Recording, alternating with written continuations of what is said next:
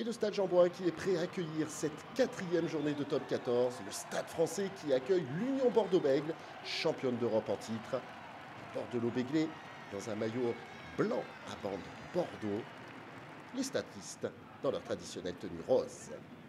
Après 14 minutes de jeu, c'est le Stade français qui est devant au tableau d'affichage qui mène 6-0. Et derrière, ça joue. Dakou Waka passe au pied.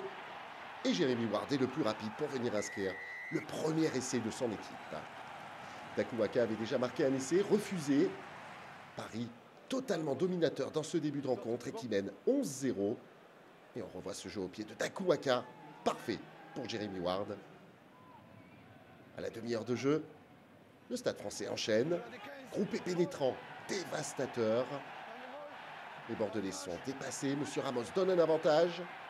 Le jeu qui passe par le sol. Chistera de Tanga. Un temps de jeu supplémentaire. Et en puissance cette fois-ci.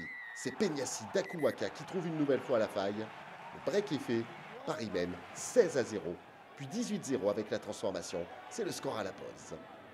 Après 2 minutes de jeu en deuxième période, et alors que les murs ont tremblé dans le Stade Jean-Bouin, les Bordelais réagissent enfin. Groupé pénétrant, ça déroule bien. Monsieur Ramos cherche le ballon. Il le trouve, c'est Cameron Wauki qui est venu aplatir. L'essai de l'espoir pour l'UBB. Le score n'est plus que de 18-5 en faveur des Parisiens. Et on revoit encore une fois l'excellent travail de puissance des avants de l'UBB. Ça déroule, ça désagrège la défense.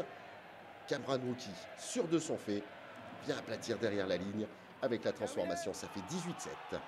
Paris ajoute une pénalité et mène 21-7 à la 67e minute. Ce ballon traîne.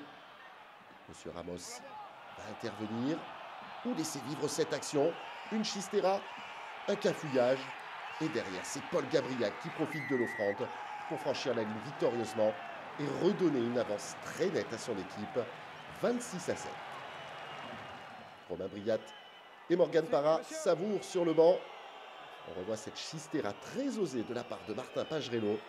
Derrière sa cafouille et Paul Gabriag qui profite de l'aubaine. Avec la transformation, ça fait 28-7. Sur ce dernier ballon, un avantage est donné par Monsieur Ramos. Mais on en restera là, en avant du Stade français qui s'impose 28-7. Deuxième victoire cette saison pour Paris qui se replace au classement. Quant aux Bordelais, c'est fragile à l'extérieur. Après une première défaite très nette déjà du côté du Racing.